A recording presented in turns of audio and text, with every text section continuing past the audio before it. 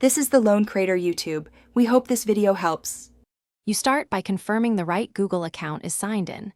This is where most Android contacts live, so don't skip it. Once done, go to Contact Settings Accounts and force a sync. This can restore items removed within 30 days.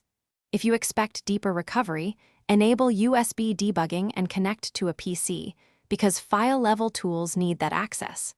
Make sure airplane mode is on to avoid autosync overriding recoverable records. Then install a trusted recovery app from Play Store to continue. You now perform the core recovery. Open the recovery app and select a deep or full scan. Full scans take longer but find deleted entries. If you prefer a PC tool, run it with the device connected and choose contacts only to save time. Watch for permission prompts. Granting temporary access lets the tool read deleted database fragments. Once the scan finishes, preview and select entries to recover. Export them as a V-card or re-import directly into your Google contacts so everything syncs back to the cloud. You finish by re-enabling Google Sync and verifying the restored contacts appear on another device or contacts.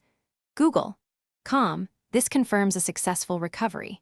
If you don't see them, check older backups like Google Takeout, a device backup, or an exported V-card on an SD card. Those often hold older copies. If recovery still fails, here's one crucial tip. Stop writing new data to the phone because added files can overwrite deleted records. If needed, repeat scans with different tools before attempting factory resets. Thanks for watching. Consider subscribing if we helped you.